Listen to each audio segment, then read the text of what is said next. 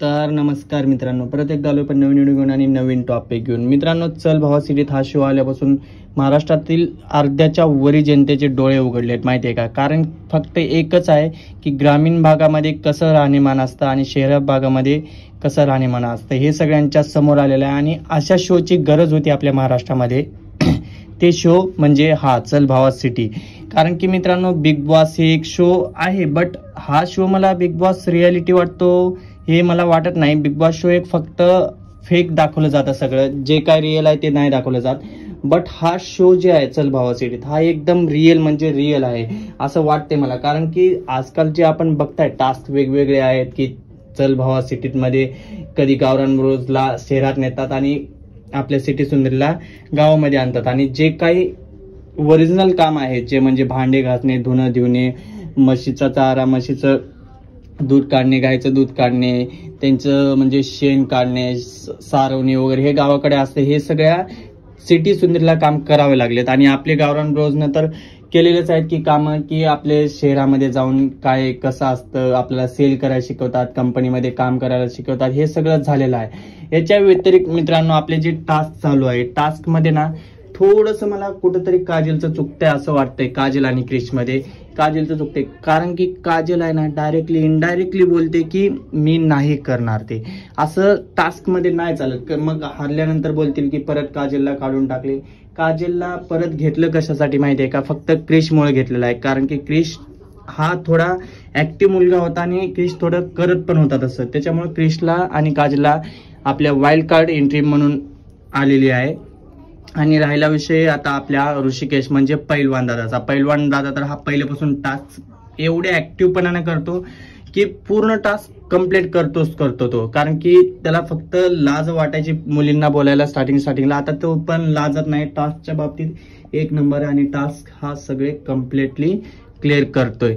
आणि आपला जो विजय आहे, विजयचा तर विषयच वेगळा आहे भावा. विजय ना नाद खुळा टास्क करतो राव विजय. आणि त्याच्यासोबत जे अनुश्री पार्टनर आहे, मला वाटतं कुठेतरी अनुश्री ही फक्त आणि फक्त अथर्व सोबतच टिकू शकली असते. कारण की त्या दोघांची जोडी ना एकदम परफेक्ट जमली होती आणि ते दोघं टास्क मिळून करत होते. बट इकडं विजयकडे आल्यापासून तिला थोडं अफोर्ड फील होते वाटतं. कारण की ती शेतात कधी काम केले नाही, शेतामध्ये काम करते.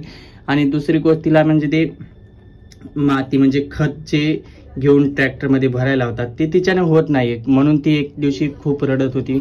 मला वाईट वाटलं तिच्याबद्दल की रडते म्हणून. बट जे रिअल आहे ते करावंच लागणार आहे. टास्कमध्ये तर कुठला हे नाहीये. टास्कमध्ये आपल्याला पूर्णपणे टास्क कंप्लीट करावंच लागणार आहे. कारण की टास्क केला तरच तुम्ही टिकून ट्रॉफी जिंकणार आहे. आणि ही जे बिग बॉस पेक्षा ना ही ट्रॉफी लय महत्वाची आहे. कारण की हे खूप मेहनतीचे आहे. बिग बॉस मध्ये येडे चाळे करून जे ट्रॉफी घेऊन जातात त्याच्यापेक्षा हे 100 पट्टीनं कुठेतरी मला वाटते रिअल स्टिक ट्रॉफी भेटेल. आणि जो पण जिंकेल त्याला भाऊ खूप खूप अभिनंदन आणि खूप मेहनत केली असेल.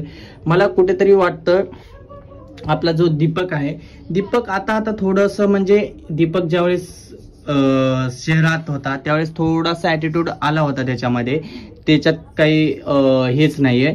पण दीपक पण आता टास्क कंप्लीट करतो आणि तो पण लाजत नाही आपली रिअल दाखवायला. आता तो पण बऱ्यापैकी टास्क कंप्लीट करतोय.